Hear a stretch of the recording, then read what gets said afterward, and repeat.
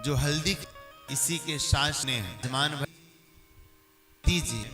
महाराज आप कहें कि आज महाराज भागवत कथा हो तो उसमें जरा खड़ी हिंदी विशेष रूप मायने रखती है, लेकिन जब अवध की कथा हो तो अवधी लैंग्वेज को तो स्पर्श करना पड़ा है। इसलिए गोस्वामी तुलसीदास महाराज जी ने पूरी रामायण को ही अवधी में लिख दिया कि देववाणी को जो है गांव की लैंग्वेज में क्यों लिख दिया, गंवारू लैंग्वेज में क्यों लिख दिया। लेकिन कल उस दिन मैंने प्रथम दिन आपको सुनाया था कि रामचरितमानस की परीक्षा लेने के लिए हमारे काशी में सभी ग्रंथों को रखा गया, सबके नीचे मानस को रखा गया और बाबा विश्वनाथ के मंदिर में रखला को मानस सबसे ऊपर और सारे ग्रंथ सबसे नीचे, और उस पे भगवान का साक्षात्कार हुआ, सत्यम शिवम सुंदरम।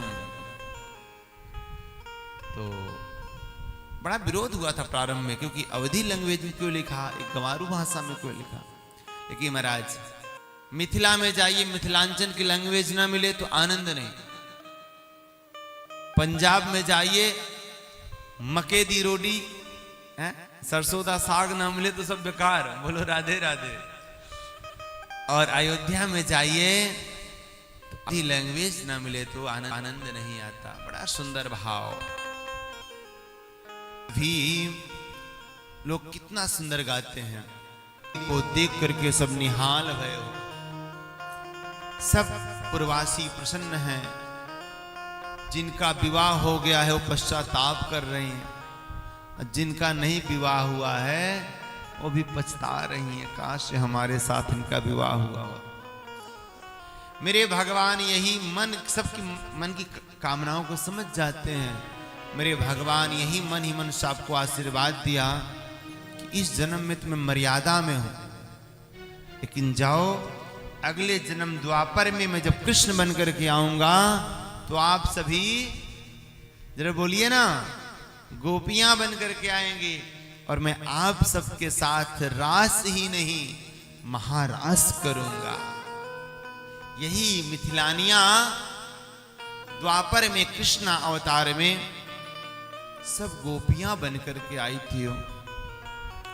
आज मेरे भगवान का विवाह हुआ। विवाह होने के बाद देव पितरों के पास ले जाते हैं। हमारे यहाँ कोहबर बोलते हैं वह क्षेत्र में, पितरों के पास ले जाते हैं प्रणाम करवाने। लेकिन वहां पर सालियां जो सलहज हैं, सालियां हैं, भगवान का उपहास करने का प्रयास करती हैं, हास्य परिहास्य करती, मजाक बनाती हैं, देशी भाषा में बोले तो गई हैं तो भगवान का चरण पादुका चुरा ली है और उनको ऐसा सजा दिया है, ढक दिया है, और भगवान को बुद्धू बनाने के लिए कहती हैं कि इनको प्रणाम करो। जब घर में ले गए, बोले क्यों? बोले ये हमारे पूज्य हैं, इनको प्रणाम करो। भगवान समझ जाते हैं हमारे यहाँ क्या है, ससुराल में बड़ा मजाक बनाया जाता है दूल्हे का, इसलिए बुआ सब समझा के भेजती है कि वहां बुद्धू नहीं बनना, नहीं तो लोग हंसी बनाएंगे। आपने फिल्म देखी हो नदिया के पार, बोलो राधे राधे, देखी ना? तो वो देशी लैंग्वेज में है, सीधा अवधी भाषा में है। आप देखेंगे कि उसमें दूल्हे का कितना हास्य परिहास्य किया जाता है। हाँ, अरे वाह, अरे वाह, अरे वाह, बहुत सुंदर। तो भगवान को कहा कि प्रणाम करो इन्हें। भगवान तो समझदार, भगवान ने प्रणाम नहीं किया। लखनलाल जी को कहा प्रणाम करो, लेकिन लखनलाल जी भी प्रणाम नहीं किए। दोनों चालाक थे, आगे बढ़ गए। लेकिन जब भरत जी को कहा प्रणाम करो तो भरत जी दंडवती लेट गए और सब ने हंसी उड़ाना प्रारंभ किया। वो बुद्धू बन गए, बुद्धू बन गए। ये तो भगवान राम के चरण पादुका को प्रणाम किए। भरत जी के नेत्र सजल हो गए, बोले मैं बुद्धू नहीं बना, मैं तो सदैव भगवान के चरणों की रज में रहना चाहता हूं। मैंने सदैव भगवान के चरणों की पूजा करी है और महाराज इस चरण पादुका ही हमारे जीवन धन है। और वास्तव में आगे चल करके भरत जी ने भगवान की चरण पादुका को मुख्य सिंहासन पर रख करके महाराज अपने आप जमीन पर लेट करके कई वर्ष बिताए। भैया हो तो भरत के जैसा जो समर्पण की मूर्ति है, समर्पण की मूर्ति मेरे भगवान का सुंदर वहां जो कुछ रस्में होती वो कराई गई और उसके बाद पंगत में बिठाया गया और मेरे भगवान को 56 प्रकार के व्यंजन परोसे गए। जब मेरे भगवान प्रसाद पाने के लिए चले तो मिथिलानियां मीठी मीठी भगवान को गाली देना प्रारंभ करी। क्या परंपरा थी हमारी सनातन संस्कृति की। ससुराल में कितना सम्मान होता था, गालियां मीठी मीठी दी जाती थी। अब ये सब समाप्त हो गया मैया। क्या पंजाब में भी परंपरा थी? थी परंपरा? हाँ, पूरे भारतवर्ष में थी परंपरा। भोजन कराने का एक अपना अलग महत्व होता था। जब विवाह होता था पूरे विवाह की रस्म में मंगल गीत गाती थी माताएं बहनें, है ना। मेहंदी के अलग गीत होते थे, हल्दी के अलग गीत होते थे और जो है विवाह के समय का अपना जो फेरे पड़ते थे अलग अलग मंगल गीत गाए जाते थे महाराज। आज आधुनिक युग में ये सारी परंपराएं हमारी समाप्त होती चली जा रही। मेरे भगवान जब भोजन करने बैठे तो सारी मिथिलानियां भगवान को मीठी मीठी गाली दे रही हैं और मेरे भगवान मुस्कुरा मुस्कुरा करके गाली को भी पा रहे हैं और प्रसाद को भी पा रहे हैं। तो एक सखी बोली, भगवान राम इतने सीधे हैं, तुम लोग इतना भगवान का मजाक क्यों बना रही हो। कि राम जी से पूछे,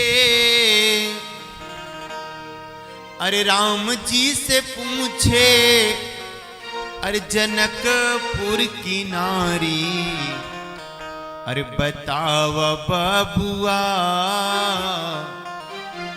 अरे बताव बबुआ, हो लोगवा देत काहे गारी, बताव बबुआ, ये लोगवा देत काहे गारी। सारी मिथिलानियां भगवान का भी पक्ष ले रही हैं और अपना भी पक्ष ले रही हैं। इस प्रकार से मेरे भगवान बड़े भाव के साथ प्रसाद ग्रहण किए। उसके पश्चात मेरे भगवान की बारात कई दिन रुकी। जब दशरथ जी जाने को बोले तो बार बार हाथ जोड़ करके जनक जी अपना व्यवहार दिखाएं, प्रणाम करें और विदा नहीं करते, बल्कि एक और बहाना करते कि आज आपको वहां घुमाने ले चलेंगे। पहले बारात कई कई दिन तक रुकती थी। क्यों? कि लोग पग यात्रा करके आते थे, बैल से आते थे, बैलगाड़ी से आते थे।